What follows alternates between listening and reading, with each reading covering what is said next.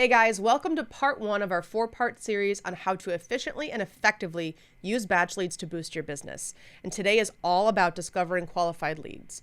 Whether you're new to BatchLeads or you're a seasoned veteran, we are constantly updating the app to make your lives easier, and there are probably some updates you might not even know about. Now, there are four main ways that BatchLeads can benefit your business. You can discover qualified leads, organize and manage prospect lists, uncover owner contact info, and connect and communicate with property owners. Today, we're going to focus on number one, discovering qualified leads. This is going to be your motivated sellers, your distressed properties. If you're in the lending industry, you can track down prospects who are likely to get a home loan in the future. You get the picture. But first, don't forget to like, subscribe, and hit the notification bell so we can keep providing you great educational content for free.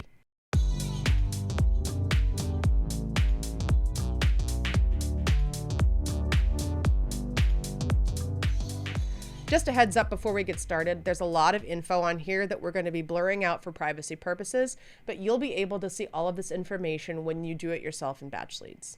So the first step in discovering qualified leads in BatchLeads is to go to your list search. So we go to our list search, and hopefully you've already done your research on which market you want to look for leads in. Either if you're a wholesaler, you probably know where you want to do your wholesaling, especially if you're driving for dollars in a specific area. If you're a mortgage lender, you're obviously going to want to pick states that you are able to operate in. For the purposes of this video, let's use Phoenix, Arizona. So here is our location that we're using. Now, there's something really cool that you can do if you have a specific boundary that you want to look at. I know that in Phoenix, one block can be really, really well kept and another block can be a little bit rough. So it's great that you can do this brand new function. It is setting a boundary. So if I want to stay, for instance, on this side of the highway, I can run my boundary only on this side of the highway, and that will only give me properties in this particular area. So once you have your area mapped down, locked down, you've set the boundary or you've typed in a zip code or a city, whatever it is, you're going to go to filter. And there are so many different things you can do with this filter. It's a really powerful tool. You can include any property characteristics. So for the purposes of this video, we'll do single family homes. We'll do off-market properties. Under ownership info, we want people who've owned their property for 5 to 7 years. But there's also things like bankruptcy and divorce. These are going to provide motivated sellers. Estimated equity is a super interesting filter because people who have high equity, they're not necessarily more motivated to sell their properties, but it's sort of an added bonus because they can walk away with cash in their pocket. Mortgage info. This is super helpful if you're in the mortgage industry. If you're looking for people who are likely to get a loan in the near future, you can search by loan types, interest rates, that kind of thing.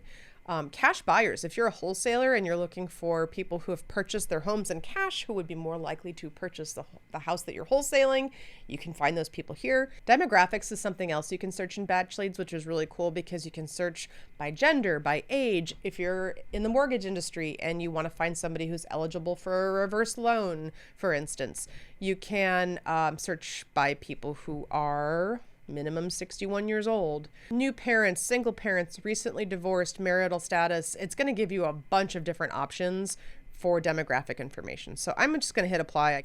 These are all the people that match my search criteria. It looks like there's 70 in this small little area that I found. Another really cool thing you can do is if I love this filter, you can actually save it. So I can go into my filter again once I've hit apply, and I can hit save. Now you can save as many filters as you want, but you can have up to 5 quick filters. At the bottom here you can see all the different quick filters, and I'll show you what those look like in a minute. I'm going to save this as Biltmore Phoenix because it is in the Biltmore area, and I can add it to quick filters. I'll add it just so you can see what it looks like.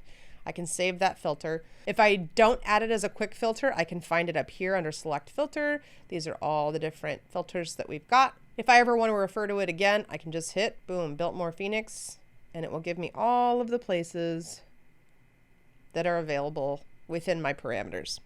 Now, another great feature are the ones that we've pre-selected for you. Expired listings, free and clear, company owned, absentee owners. You can do all of these with just one click. So we've got some pre-selected filters for you within this filter, I've got 24 cash buyers. How great is that? I've got 2 vacant properties. I definitely want to call on them. So after you've looked through your quick filters, if you have anything you want to look for, you can actually go straight to any of these properties just to give it a once over. You can get a brief view of it, the name of the person, the year, beds, baths, square feet. You can see more details if you hit the details tab. Obviously, we don't have any contact information. We'll get to that in another video. You can add it to a list. You can add one single property to a list with one click. But once we've determined the ones that we want to use, we go to select. I'm going to select all that are on my list, all 70 of these. I'm going to add them to a new list, and I'm going to hit save. So once you have those properties in your lists, your next step is to organize them or skip trace them, and then you can start reaching out. We'll cover that in part 2, so stay tuned. If you like this content, you can help us create more by liking, subscribing, and hitting the notification bell. And don't forget to sign up for our monthly webinars so you can get more tips and tricks on how to use BatchLeads for your business. I'm Amy with BatchLeads. We'll see you next time.